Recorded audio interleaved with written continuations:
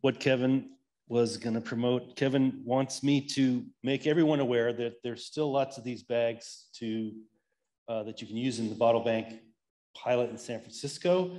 If you know someone in San Francisco has a birthday coming up, or if you're going to go into San Francisco, or if you came from San Francisco, they're right here. He would love it if they got distributed and decentralized from this event.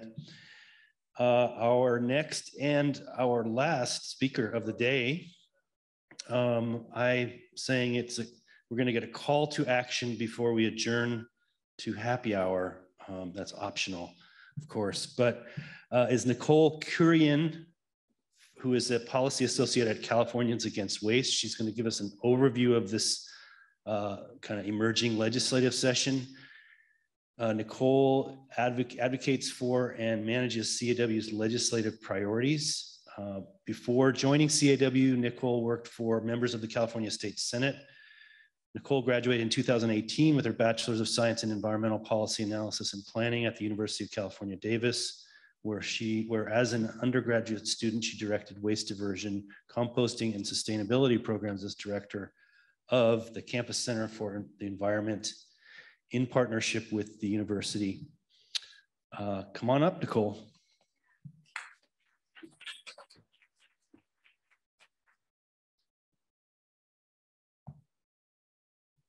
Hi, everyone. Can you hear me? Oh. So I have my little note cards here because I wasn't sure if there was going to be a podium or anything. So excuse me if I'm looking down a bit.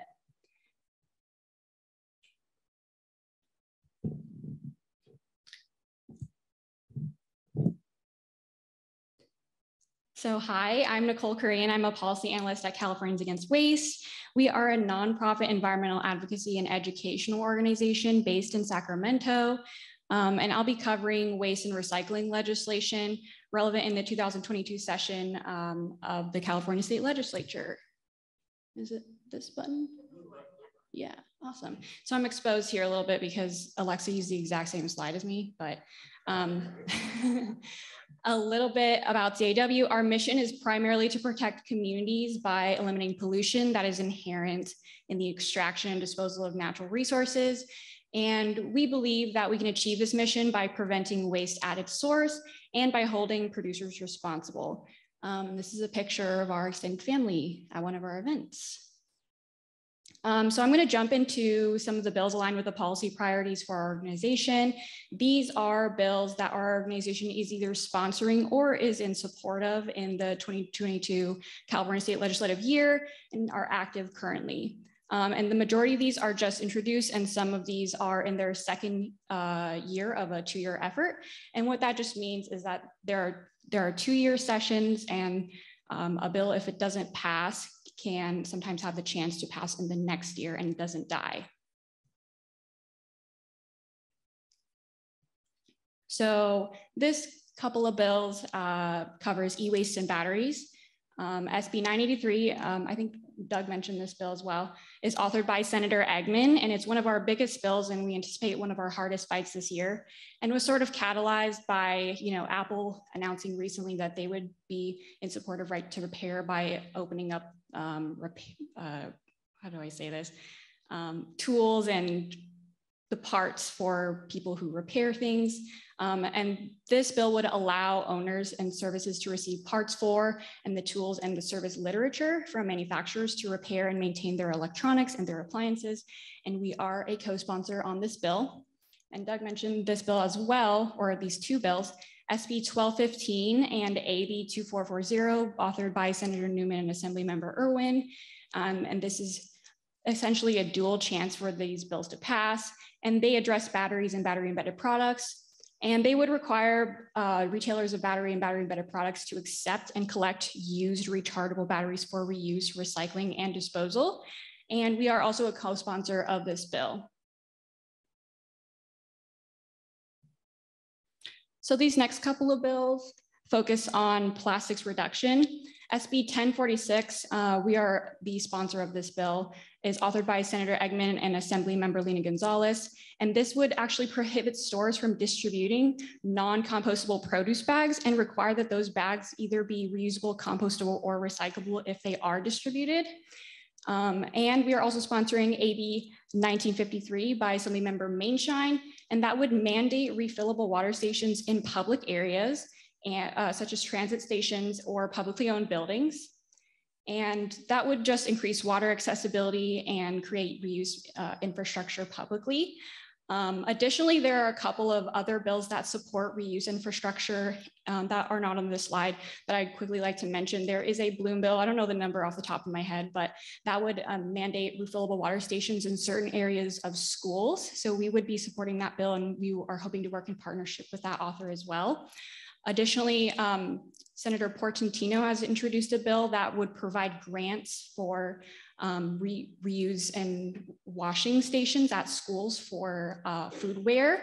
So we would love to partner with those authors and sort of introduce reuse infrastructure as a little bit of a theme in the legislature this year. This bill is my favorite that I'm working on, and I anticipate will also be a very big bill, AB 1857 by Assemblymember Cristina Garcia, and that tackles waste incineration reform.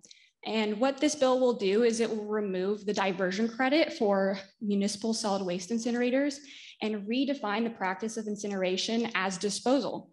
And it will also make meaningful investment in zero waste practices, such as frontline communities and those most impacted by the incinerators. And you can see on this map of California that there are 2 municipal solid incinerators in the state. One is in Stanislaus County, and the other one is in Long Beach. And we are working with 2 community groups, Valley Improvement Projects and East Yards Communities for Environmental Justice, that are based in those communities and have been fighting against the incinerators for a very long time. And this report right here, authored by Earth Justice and VIP and East Yards, will actually outline the health effects that have impacted their communities because of the incinerators. They talk about how the ash gets into their lungs and throats and causes health issues, and how continued investment in the incinerators actually impacts their local communities' ability to invest in real zero waste strategies. So we are partnering with 3 other organizations on this bill. Oh, quickly, I'd like to mention also that the zero waste investments in those local communities would be focused on those communities most impacted. And we are partnering that with a budget ask for a fund to specifically designate to those communities. This next bill will assist in implementation of SB 1383. AB 1985 by Assemblymember Robert Rivas. We are co-sponsoring this bill as well. And that would require CalRecycle to create a list of projects that local governments can use to meet the procurement requirements outlined under SB 1383.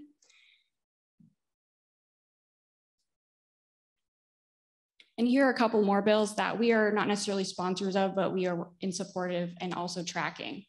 So these bills deal with hazardous waste. AB 2208 by Assemblymember Calra will prohibit the sale of mercury lamps and creates a ramp down program to phase them out. SB 1256 will prohibit the sale of disposable 1-pound propane canisters, as refillable options are now available.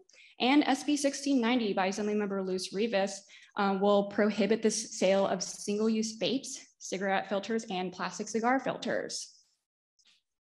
Yeah, so we're really excited about these bills.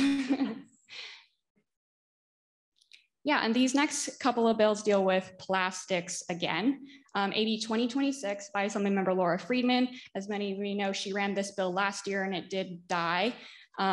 Will deal with e-commerce packaging, and it will phase out unrecyclable single-use plastic shipping packaging.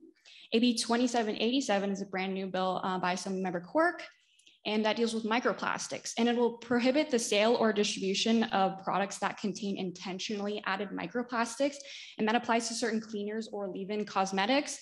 There was a bill that did pass previously that applied to certain cleaners or wash-off cosmetics, as you may be familiar with microbeads. But this one will deal with more cleaners that are more abrasive and leave-on cosmetics. And for everyone's information, that does include glitter. So we'll see where that goes. Yes.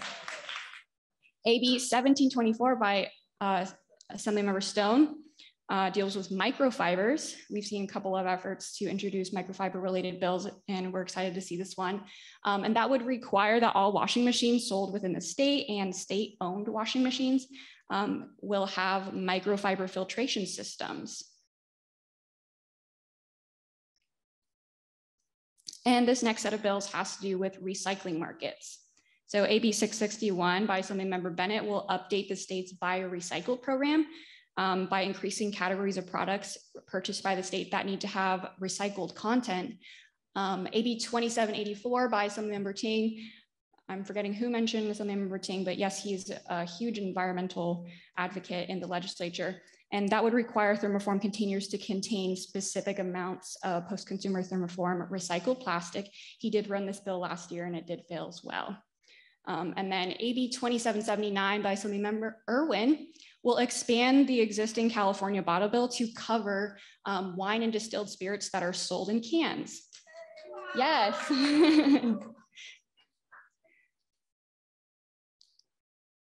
So onto a couple of these 2-year efforts. So actually this is, who knows how long it's been going on, but SB 54, authored by Senator Ben Allen, would create comprehensive policy for plastic packaging and single-use items.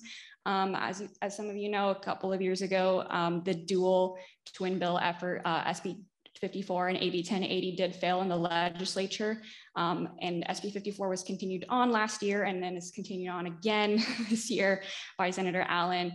And some of that early failure is what spawned the idea for the ballot measure that my colleague Alexa talked about. And then AB 1454, that would update California's bottle bill and reinvest in the under-redeemed funds, which many of you have described as a problem in the state already. And SB 38 is actually sort of an alternative to this by Senator Wieckowski, and that would create an industry-run bottle recycling program. So essentially eliminating the current state bottle bill and requiring beverage distributors to create a new bottle and can recycling program completely from scratch and replace that one by 2024. Our organization currently takes the position that any other proposals to eliminate our existing bottle bill program in favor of a program that is completely industry run, we would oppose something like that. I think the best solution, according to our organization, would be a sort of partnership between the government and industry. So I know that was a lot of bills. If you have any questions, please go ahead and email me, or of course you can ask me questions. I may not know some of the details about some of our supported bills because we are not directly working on those. We are just tracking those. But if you have questions about some of those sponsored bills, then I'm happy to answer. Thank you.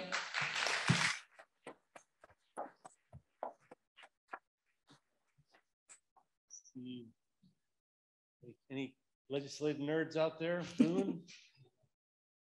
Boone and Susan, I see you. Oh, go ahead. Let's go over here. Hello, there we go. Hi, I just have a quick question about the right to repair. Yeah, so I'm thinking, like if I go to get my phone repaired, I'm gonna have to pay like a fee, right, to get it repaired. Is that bill say anything about like fees or anything like that's levied onto the consumers? And maybe preventing that from happening in the first place?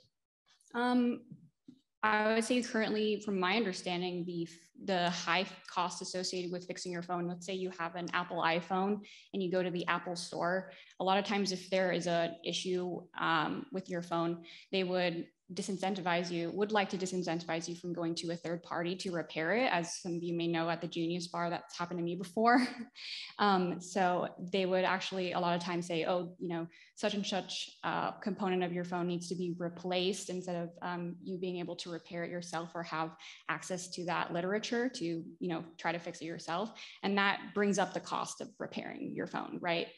So I think by opening up, especially the literature and the parts, this bill would bring down the cost for everyone and, allow more individual servicers to repair phones and electronics and such. On all the agencies and associations that were endorsing legislation, I didn't see the Sierra Club mentioned anywhere in there. Is that because they didn't endorse them or because you don't notice what they do? As someone who working on the incineration bill, I know that the Sierra Club has supported that bill, signed on to support, and also NCRA has signed on in support of that bill. I'm not sure about the details of support of some of the other bills though. Susan, go ahead. Maybe the last question. We're trying to wrap it up. I was just curious about medical waste in California. Is that incinerated? And if not, what happens to it? And if it is, what will happen to it if the incinerators close down? Yeah, I'm actually not completely sure about how medical waste is handled at the incinerators. Oops, excuse me. But I think the main goal in our bill addressing incineration is to heavily disincentivize the local jurisdiction from using their diversion credit. So that's up to 10% of their waste. And a lot of the local jurisdictions that do utilize these incinerators, they actually may not have a recycling or compost program in place. So they're using the incinerator to fill some of that gap. And our organization takes the position that, burning your trash in communities that are, already suffer from air quality issues and other forms of pollution is not the answer. And it's essentially greenwashing and saying, this is waste energy, this is recycling, when in fact it's just burning trash. I don't think that this bill may necessarily guarantee the closure of the incinerators, but it would heavily disincentivize the use. So maybe if the incinerators do not end up closing, that medical waste could continue to be incinerated there. I'm not sure about that.